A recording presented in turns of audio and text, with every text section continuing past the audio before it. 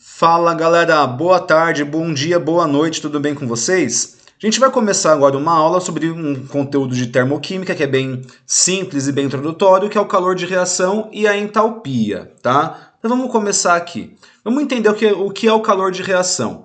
Toda reação química, ela envolve uma energia durante o seu processo, tá? Essa energia que está nos reagentes, que está nas substâncias, ela pode ser tanto perdida quanto recebida.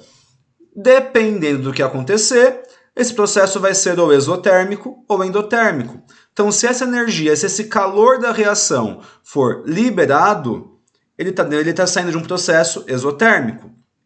E se esse calor de reação, se essa energia for absorvida pelos reagentes, ele está entrando num processo endotérmico. Tá? Vamos só lembrar que essas palavrinhas, o prefixo exo significa fora, né, para o exterior, e térmico tem a ver com calor, então é calor para fora. Enquanto que o prefixo endo significa dentro, então se isso é o processo endotérmico ocorre quando o calor está entrando no processo.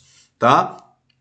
Para a gente poder entender essa energia e mensurar ela dentro da química, a gente atribuiu a ela uma propriedade extensiva, né, que se refere ao calor envolvido nos reagentes, nas substâncias. Essa propriedade se chama entalpia, que tem símbolo H que vocês estão vendo aí no slide. Tá? Então, essa entalpia é a energia que está envolvida no processo químico, seja ele endotérmico ou exotérmico. E a gente consegue determinar a entalpia dessa reação analisando os pontos inicial e final delas. Isso quer dizer que a gente vai avaliar o quanto que essa entalpia variou. Né? Por exemplo, se eu tinha uma quantidade de energia X no começo da reação e depois eu tenho uma quantidade de energia Y no final, eu vou ver o quanto tem de diferença entre esses dois valores para saber o quanto que a reação como um todo liberou ou absorveu calor. Tá legal? Então, vamos entender um pouquinho desses processos endotérmicos e exotérmicos. A gente vai começar com o exotérmico, que obviamente a gente já sabe que é quando a reação libera energia. Então, se esse calor, se essa energia ela sai da reação, ele vai para o ambiente ao redor. Então, o processo exotérmico ele costuma esquentar o ambiente ao seu redor. Pensa numa fogueira, num dia de acampamento ou num incêndio, né? A gente sabe que quando um material pega fogo, né, entra em combustão, aquele fogo aquece tudo ao seu redor até um certo limite de distância. Então, esse aquecimento que o ambiente recebe é resultado de uma reação exotérmica, que é a combustão. Então, essa queima do material representa um processo exotérmico, onde a energia que estava naquilo que está queimando está saindo para o ambiente e aquecendo o ambiente ao seu redor. Tá? Então, nesses processos, os reagentes perdem energia para o ambiente. Ou seja, os produtos da reação são menos energéticos do que os reagentes. Está até destacado, ó, a entalpia dos produtos é menor do que a entalpia dos reagentes, porque é realmente isso que vai funcionar e que vai determinar um processo exotérmico. Tá? Aqui embaixo a gente tem duas equações termoquímicas do mesmo processo, obviamente, né? Isso aí representa a combustão do álcool, essa reação química, e a gente vê duas formas de simbolizar esse processo exotérmico e a energia que está saindo dela. Primeira coisa, a gente está vendo ali que tem as fórmulas das substâncias, né? C2H5OH, que é o etanol, reage com 3O2, que é o gás oxigênio, que é o comburente. Isso produz 2CO2, que é gás carbônico, e 3 moléculas, 3 mols de H2O, que é água. E aquele valorzinho lá, 1.368 kJ, significa o quê? Isso é o calor que está envolvido nessa reação.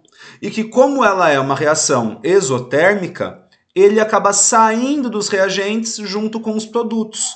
Então, a gente vai ver aqui essa energia em quilojoules sendo somada aos produtos ou tendo uma variação negativa ali embaixo, né, o ΔH, vocês devem lembrar que matematicamente falando, o delta é uma variação.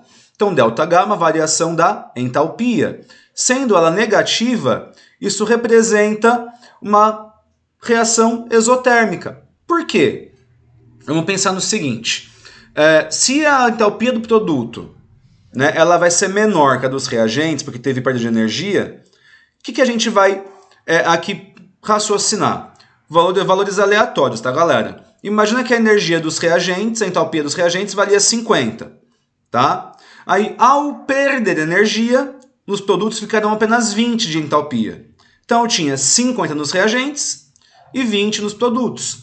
Na hora que a gente faz essa variação, a gente tem que pegar a situação final, que nesse meu exemplo são os 20, e subtrair da situação inicial, que nesse meu exemplo são os 50. Tá? Então, quando a gente faz essa continha 20 menos 50, isso dá menos 30. Então, toda reação na qual ocorre perda de calor, a variação da entalpia sempre vai ser negativa, porque na conta da variação vai ser o menor valor menos o maior valor. Tudo bem? Então, esse ΔH, para reações exotérmicas, ele vai ser negativo. E se eu tiver na equação, que nem no exemplo acima, com a energia apenas somada aos produtos, quer dizer que ela é um produto que também se separou dos reagentes. Então, os reagentes tinham uma quantidade de energia específica e eles produziram o CO2, o H2O e ainda sobrou 1.368 kJ para liberar para o ambiente. Tá legal? Então, são essas duas formas de representar a equação termoquímica de um processo exotérmico. Isso também, obviamente, pode estar em gráfico. Então, olha só o gráfico como ele é bem simples. Um processo exotérmico, já que a entalpia ela diminui, então os reagentes começam com uma energia mais alta e ao longo do processo, a perda de calor ela ocorre e no final do processo, os produtos tem uma entalpia menor. Então, o sentido desse gráfico é de cima para baixo. Nessa setinha azul indica a direção da reação, né? E da energia que está envolvida nessa reação, certo? Então, num processo exotérmico, nesse diagrama, nesse caso, a entalpia ela vai diminuir. Ou seja, a entalpia dos reagentes, que é onde tudo começou, vai ser maior que a entalpia dos produtos, que é quando terminou após perder o calor, certo? Enquanto isso, nos processos endotérmicos, a gente tem uma dinâmica oposta, né? No endotérmico, a reação absorve calor, recebe calor. Então, quando o calor entra na reação, ele vem do ambiente. Então, se o ambiente ao redor da reação tinha uma energia específica, ao absorver calor dentro dessa reação, o ambiente fica mais frio, já que ele perdeu o calor, obviamente. Tá legal? Então, a reação ela vai absorver essa energia do ambiente ao seu redor. Então, obviamente, nos reagentes, eles tinham menos energia, e aí, depois de absorver essa energia, esse calor, os produtos se formaram num processo endotérmico. Tá? Isso quer dizer que a entalpia dos produtos, né, depois da seta, ela é maior do que a dos reagentes, já que os reagentes absorveram energia do ambiente antes de gerar os produtos. Tá legal? Então, olha só aqui o exemplo também dado aqui embaixo. Tem aqui a mesma reação, tá? Só que duas formas de escrever ela. Tem ali o trióxido de ferro, né, de diferro, reagindo com 3 mols de carbono. E esses dois reagentes, a gente está somando 491,5 kJ, ou seja, a energia ela está entrando nos reagentes.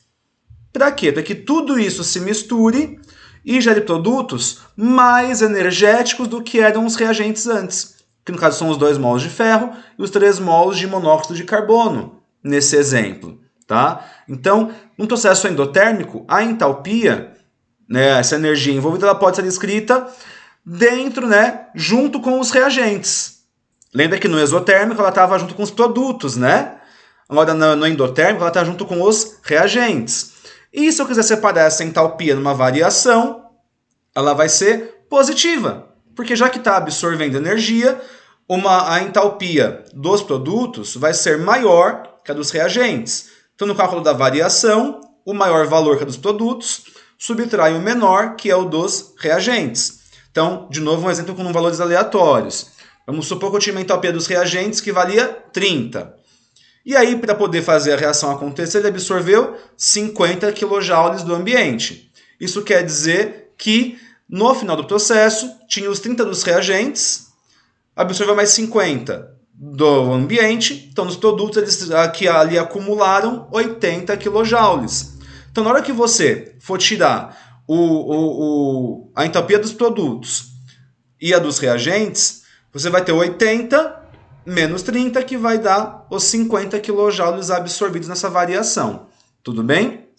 Num gráfico típico disso, a gente vê o sentido oposto do gráfico anterior. Agora, quem está com menor valor são os reagentes. Então, a entalpia dos reagentes é o valor mais baixo da reação. Após absorver energia, né, absorver calor, os produtos ficam com uma entalpia maior, né, já que o calor que estava nos reagentes foi somado ao calor absorvido do ambiente para gerar os produtos que têm uma entalpia total agora. Então, nesse momento, a gente vê que a entalpia dos produtos ela é maior que a dos reagentes. Tudo bem? Bom, eu espero que você tenha entendido aqui esse processo de entender o que é um processo endotérmico e exotérmico. Qualquer dúvida me escrevam, tá? Curtam o vídeo, compartilhem, estudem e a gente se fala no próximo vídeo, na próxima aula. Um abraço, gente. Valeu!